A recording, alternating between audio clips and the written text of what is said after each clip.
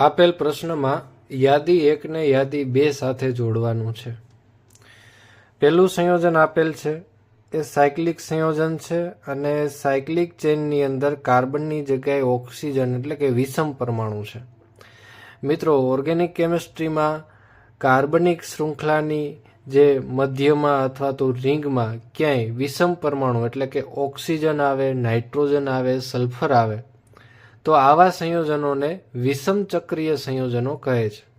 તો આ એક ચક્રીય રચના છે અને કાર્બનની જગ્યાએ ઓક્સિજન આવેલો છે, વિષમ પરમાણુ આવેલો છે, તેથી આ સંયોજનને આપણે વિષમ ચક્રીય સંયોજન કહી શકશું।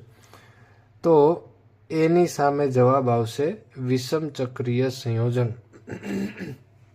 ત્યારબાદ બીજું બંધારણ બી છે, એની અંદર આપણને 2 રિંગ જોવા મળે છે 3 કાર્બનની, બરાબર। એક ત્રિકોણ આવી રીતે એક સાયકલ જોવા મળે છે, એવી રીતે આ બીજી સાયકલ જોવા મળે છે અને આ બંને રિંગ વચ્ચે આ 2 કાર્બન આવેલા છે, એ બંને કાર્બન કોમન છે।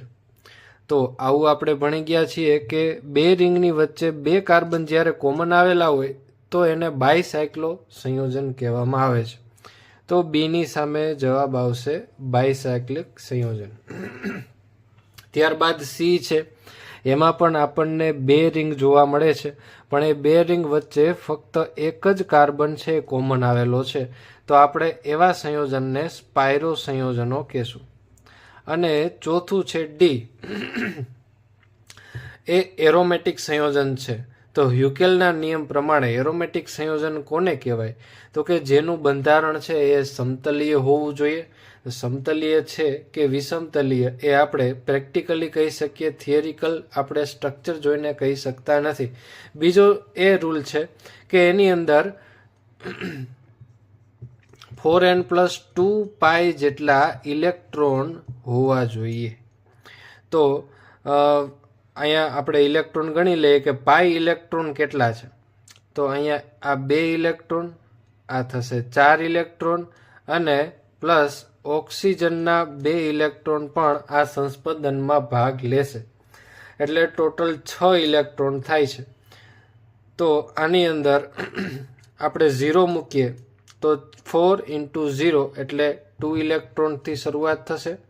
ત્યાર બધી 1 મૂકશું તો 4 × 1 = 4, 4 ને 2 = 6, તો 6 ઇલેક્ટ્રોન જેમાં હોય એ પણ એરોમેટિક સંયોજન કહી શકાશે। તો આપણે અહીંયા જોઈ શકીએ છીએ કે અહીંયા 2 અને 2 4 અને 2 6 ટોટલ 6 ઇલેક્ટ્રોન છે, એટલે યુકેલનો બીજો નિયમ પણ અહીંયા ફૂલફિલ થાય છે। અને યુકેલનો ત્રીજો નિયમ છે કે આ પાઈ ઇલેક્ટ્રોન છે એ એકાંતરે દ્વિબંધ હોવો જોઈએ અથવા તો એકાંતરે ઇલેક્ટ્રોન હોવા જોઈએ, મુક્ત ઇલેક્ટ્રોન અથવા તો પ્લસની સાઇન અથવા તો માઇનસની સાઇન, કાર્બોકેટાયન અથવા તો એનાયન હોઈ શકે છે। તો એકાંતરે છે કે નથી એ આપણે ચેક કરી લઈએ।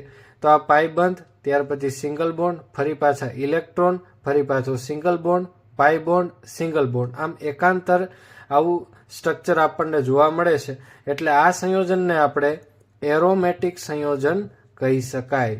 એટલે ડીમાં જવાબ આવશે એરોમેટિક સંયોજન।